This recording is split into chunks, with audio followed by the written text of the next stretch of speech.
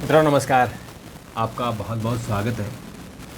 मित्रों, उत्तराखंड सरकार ने भू कानून के तहत अब तक 200 संपत्तियों को जब्त किया है। क्या है ये मामला, इसके बारे में आपको डिटेल से बात करता हूँ। अगर आप चैनल पर नए हैं तो ज़रूर सब्सक्राइब कर दीजिए और चैनल को शेयर कीजिए, लाइक कीजिए। तो मित्रों, आज बात करते हैं कि उत्तराखंड में भू कानून का क्या उपयोग हुआ। दरअसल जिस वक्त उत्तराखंड में विधानसभा चुनाव चल रहे थे तो ये बहुत बड़ा मुद्दा बना और मुख्यमंत्री पुष्कर सिंह धामी ने हमारी ही सलाह पर भू कानून के लिए कमेटी बनाई और उस कमेटी के आधार पर उन्होंने वो कानून लागू कर दिया।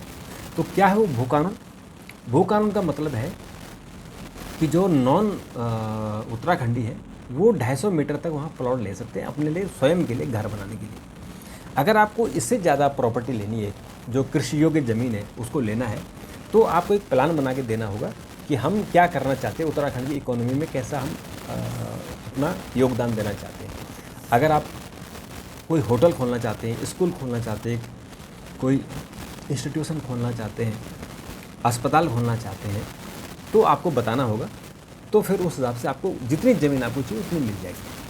लेकिन हुआ क्या कि बड़े बड़े जो लोग थे उन्होंने ज़मीन तो ले ली, होटल बनाने के नाम पे या कोई इंडस्ट्री लगाने के नाम पे कुछ भी उन्होंने ज़मीन ले ली, लेकिन उस पर कोई काम नहीं किया और बल्कि प्लॉटिंग करके उसको बेच दिया। यानी आपने पर्पज़ कुछ और था, बेच कुछ और दिया। पर वो जनता का प्रेशर इतना था और मुख्यमंत्री धामी ने फिर उस पर एक्शन लिया और उसके बाद उन्होंने उन जो प्रॉपर्टी हैं उनकी जांच की और उस जांच में पता लगा कि जिन लोगों ने जिस पर्पज़ के लिए ज़मीन नहीं ली थी वहाँ उस पर काम नहीं हो रहा है, वहाँ तो कुछ और काम हो रहा है, ज़मीन को बेचा जा रहा है और उससे प्रॉफिट कमाया जा रहा है। तो वो क्या क्या है उस पर मैं आपको थोड़ा सा बता देता हूँ। जो उत्तराखंड भू कानून है उसकी धारा 154 की उपधारा 4(3) का क में और एक दूसरी है ख। तो जो क में करीबन 572 प्रॉपर्टियाँ थी जो लोगों ने खरीदी और उसमें से 88 प्रॉपर्टी ऐसा है जो उल्लंघन हुआ जिनका, यानी जिस पर्पज़ के लिए उन्होंने लिया वो पर्पज़ नहीं करे, कुछ और पर्पज़ के लिए काम कर रहे थे। और उसमें से अभी तक 42 प्रॉपर्टी को सीज किया जा चुका है, बाकी पे प्रक्रिया जारी है।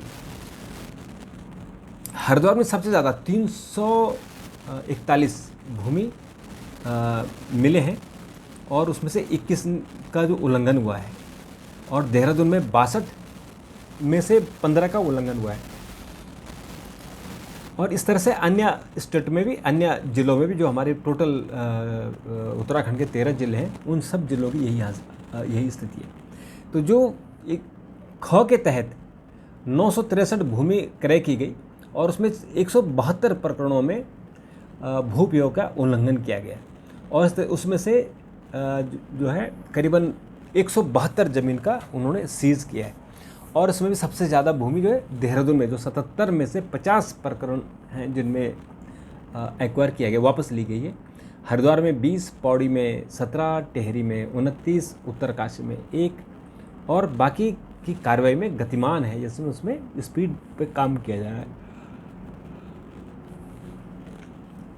चंपावत जिले में 2 अनुमानित और बागेश्वर में 2, रुद्रप्रयाग में 1, उत्तरकाशी में 10 और देहरादून में 35, पौड़ी में 1, पिथौरागढ़ में 1, उधम सिंह नगर में 12, अल्मोड़ा में 16, हरिद्वार में 341, नैनीताल में 7 और देहरादून में 62।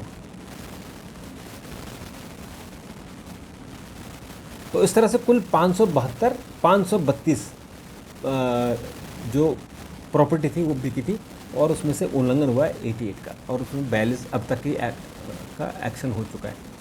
जो ख है, ख में 963 ज़मीन अलर्ट की गई थी, तो उसमें से 172 का उल्लंघन हुआ और 112 को सीज किया गया है।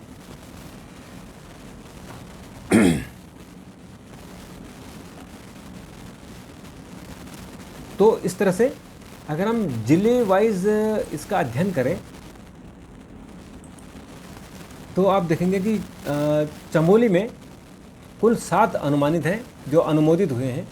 उल्लंघन दो ने उल्लंघन किया। रुद्रप्रयाग में 2 चंपावत में 2 था, यहाँ किसी ने उल्लंघन नहीं किया। बागेश्वर में 19 प्रॉपर्टियाँ मिली थी जिसमें से 5 ने उल्लंघन किया, 2 को सीज किया गया है और 2 के खिलाफ कार्रवाई चल रही है।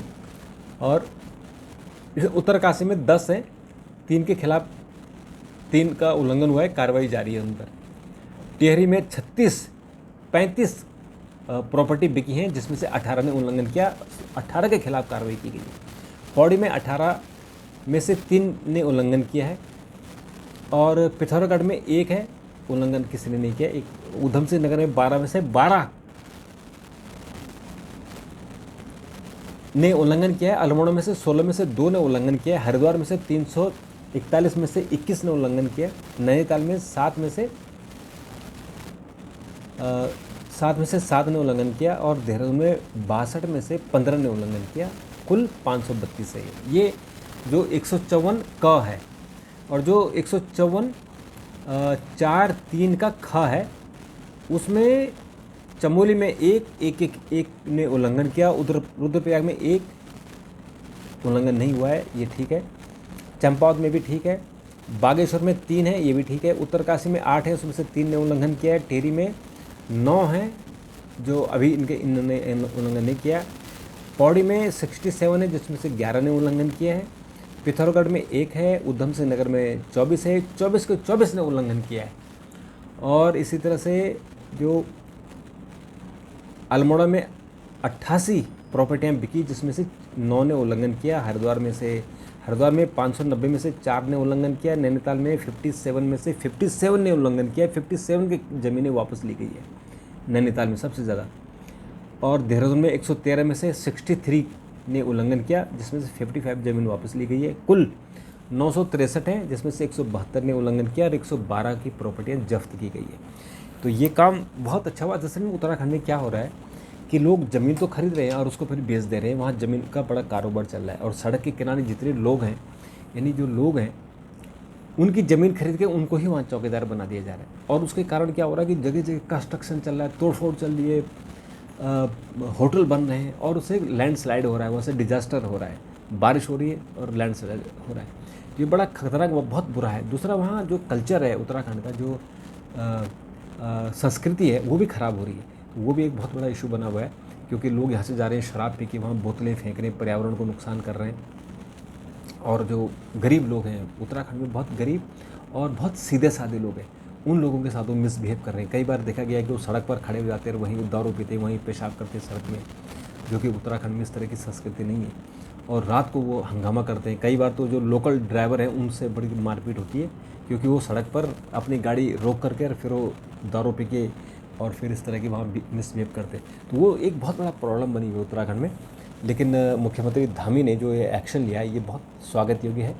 और ये जब एक्शन होगा तो ये मुझे लगता है कि भविष्य के लिए ठीक रहेगा और उत्तराखंड कम से कम बच जाएगा, नहीं तो फिर प्रॉब्लम तो होने वाली है। उत्तराखंड की संस्कृति, उत्तराखंड के जो टूरिज़्म है, टूरिज़्म बढ़ावा मिले, इसमें कोई किसी को शक नहीं, लेकिन उत्तराखंड की संस्कृति को नुकसान नहीं होना चाहिए। तो ये जो भू कानून के तहत ज़मीनें वापस हुई, इसमें बड़े बड़े लोग हैं। कल मैं इनके नाम का खुलासा करूँगा कि इसमें कौन बड़े लोग हैं जिनकी ज़मीनें वापस हुई हैं। तो अभी के लिए इतना, कल आपसे मुलाकात होगी, तब तक के लिए नमस्कार।